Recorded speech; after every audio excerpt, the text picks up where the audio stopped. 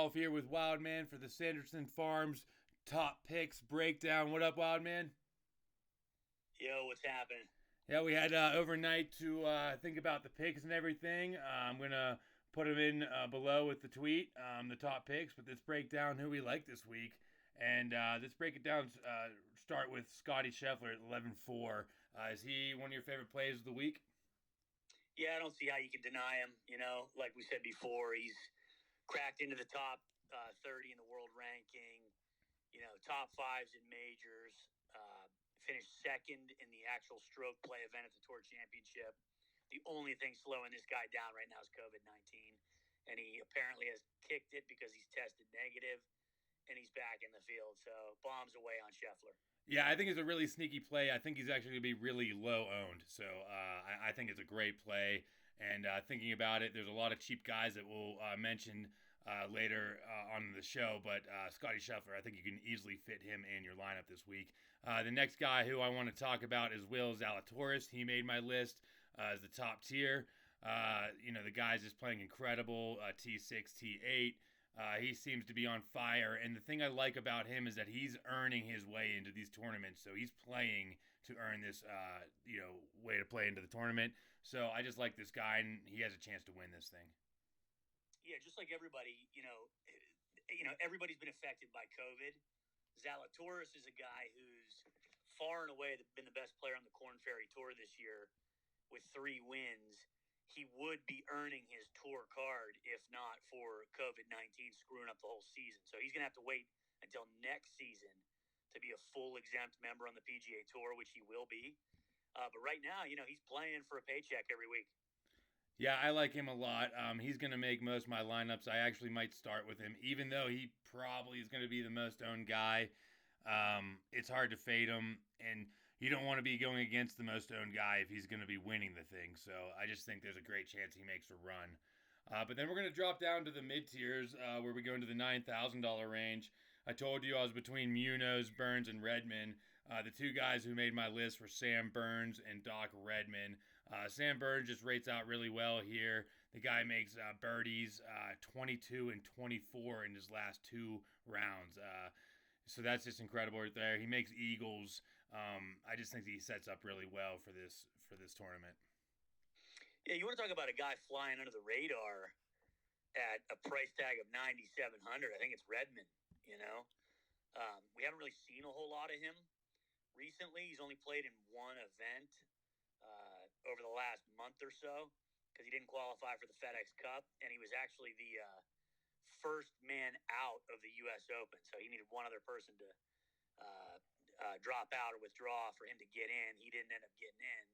So haven't seen a whole lot of him, but he's got the goods. He's got length off the tee, makes a lot of eagles.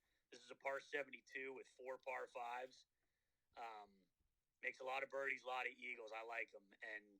And I also do think that it's worth keeping Munoz on the back burner there. Yeah, I'm not saying Munoz is a bad play. He just didn't make my top play list. But back to Doc Redman. I told you about a year ago, I was on this guy. I've been on him for a while, and I don't want to miss when he wins. And I feel like he's really close to winning, and this sets up really well. He actually might be my favorite play of the whole week is Doc Redman. Yeah, this has to be noted, too. I mean, we talk about the need to make birdies all the time. In a birdie fest, which a lot are predicting, this is Doc Redman's birdie total since June. 15, 16, 18, 22, 15, 21, 21 when he makes the cut. Yeah. Those are numbers you need, and I really like the guy. I mean, 115 points at the Safeway Open and 114.5 points at the Wyndham. So if he's going to do it, he's going to win you a lot of money. So let's go down. The next guy I like is actually Hendrik Stenson. I mentioned him last night in the podcast. $8,900. I just think he is one of the best players in the whole tournament. I like this guy coming off a T21. Last time he came off a cut T21 was at the Houston Open and the HSBC Championship, and then he won the next week. So I just like that trend there. Cut 21st, and I think he has a chance to win this tournament. Yeah, it's kind of rare that you get like a mid-tier performance out of him. So, I think there's some risk involved with him this week for sure. But like you said, he's got the goods. He's the best player in the field as far as resume goes. He's got a major. He's got a FedEx Cup win, slew of other worldwide wins. So if he's clicking, he can certainly run it up. Yeah, I think he's more of like a sneaky play. I'm not saying he's my favorite play of the week, but he definitely made my list. I just think he has a chance to win this tournament, honestly, and that's why I like him this week. Let's keep going down. I mentioned him yesterday as well. A guy that has great course history here is Carlos Ortiz, and then also Cam Davis. So I like both those guys, Carlos Ortiz or Cam Davis. It's going to be, I'm trying to squeeze them in both my lineups. Both those guys score a lot of points. I know you're more of a Cam Davis guy, and I'm more of a Carlos Ortiz guy. But Cam Davis, man, I know you have a take on him. It's really hard to deny this guy. 20 birdies, 23, 22, 19, 21 in his last 5. Yeah, the pricing is just really weird this week, I mean, and I want to take it back to Stenson, but like Stenson being priced below Fratelli and Corey Connors, like, give me a break. What? And I think the same thing about Cameron Davis, somewhat. His results have been pretty awesome. And from a DraftKings perspective, as far as equity goes, 8,100 is really cheap for this guy. The only reason he'd be ranked below a Carlos Ortiz is based on course history. I think Ortiz is a really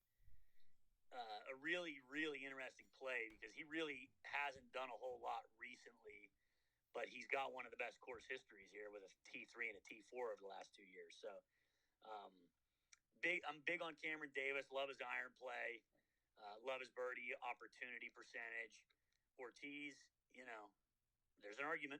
Yeah, I've played Ortiz a lot in the past, and that's why I like him this week. He had 20 birdies his last tournament at the Safeway Open, so maybe he's found a little form, and the guy can put it really close when he's on. So I like Carlos Ortiz, though. Let's drop it down. Here, there's not many guys I like actually in this range. It's a weird range. I think you can get probably some sneaky plays. My favorite play is Denny McCarthy, another guy that's been playing pretty well. He can just spin up birdie streaks and eagles like crazy. So I just like that guy. And then another guy that I just play a lot. Actually, Nick Taylor didn't make my list. He's an honorable mention right above the guy I'm about to mention. But I like Taylor Gooch this week. I like him when there's a little more forgiving fairways, and when his irons are on, he's playing pretty well. Another guy that I think will be low owned. He's coming off a missed cut, but as you see, when he's playing well at the Northern Trust and Wyndham, he had 24 and 21 birdies there. So I just think it's a sneaky play with Taylor Gooch. Yeah, I think my take on this range is going to be on McCarthy. He's led the strokes gained putting statistic on the PGA Tour for 2 consecutive years, but he has no wins. So what does that tell you about the guy? I mean, obviously he can get streaky. He's got 2 top 20s in the last 2 events here at Country Club of Jackson. But, it's just kind of not a guy that I like to put all my chips in on because if his putter isn't best on tour, he's probably going to miss the cut. And again, it's sort of a disparity there with no wins, yet he's the best putter on the planet. So that's bizarre. And so a guy I might pivot to there, if you're scared of the same things I am, would be Straka. Not that I think he's necessarily a better player, but just a little bit more consistent, especially on a par 72. Yes, Sepp Straka coming off a 14th and a 33rd, 21 birdies. Again, that's what you're looking for. Yeah, I mean, I don't really have much of a take. It's more of your pick on Sepp Straka. A little more. What's up about Sepp Straka? No, like I said, I mean, he's just a really good par 72 player who gets streaky, makes eagles, and is in some pretty decent form. He does make eagles. He definitely makes eagles. A lot of eagles. That's a good point there. With 4 par 5s, that's something you want to look at. With 4 par 5s. Yeah, I mean, he's not on the top plays list for a reason, but again, just a guy that I'm kind of keeping on my back burner there. Great. All right, so we're gonna drop down. We're running out of time here, but let's drop down to the Flyers here. I mentioned Kyle Stanley. We bet money on him a couple weeks ago, and he paid off at I believe it was the Barracuda. But the guy can string birdies together. Coming off of 28th, he's trending up. I tend to like him. He's more of really of a flyer. But we get down to the former champion here, and that's Peter Malnati at $6,300. I think he's very sneaky. He's made, I think, almost every cut here, and he's won here before. People probably don't even know who this guy is, but I've watched him in the past. And look, he had 22 birdies not too long ago at the Wyndham Championship. Yeah, Stanley's taken a real plunge in the world golf ranking. He was as high as like 47th within the last calendar year, and he's down at 222 right now. So what that tells you, I think, is that obviously his form's not been consistent or good, but he's had potential in the past to do something. He's got a couple of wins on tour. As far as Malnati goes, he's one of those guys. He's the definition of a flyer because these guys are so nervous on Friday trying to make the cut because they really depend on these paychecks. And he's one of those guys. It's like if you can just get through to the weekend and sort of get that pressure off your back, you could go low and could do some big things. So I think there's a case for Malnati. Yeah, I mean, he's won the tournament before, not too long ago. I think it was, 2016? So, I mean, that's, 4 years ago. But I love Peter Malnati this week. I like to play this guy at different tournaments, and I just think he's priced perfect. So I think you could easily squeeze him in if you want to fit a lot of those, top plays up there. So that's about it for my top plays. So let's get straight to it. The Wildman Flyer of the Week. Who is it this week, Wildman? Yeah, Flyer of the Week is going to be Vincent Whaley at 6,600. Rates out as a really good Bermuda player. We were on him last week at the Punta Cana. And what did he do? He made the cut, went bogey free on the weekend. 0 bogeys on Saturday and Sunday. Wasn't really able to make the putts, but they were weird greens. They're paspalum greens, which are the most rare on the PGA Tour.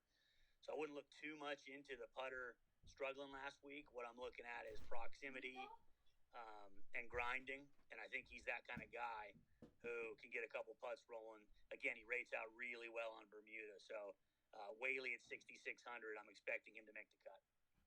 Perfect. All right. Thanks for the play of the week, Wildman. I'm really liking our picks, and I think we're going to win some money this week. So good luck to everyone listening, and let us know how you do. I see you in the winner's circle. All right. Catch you later.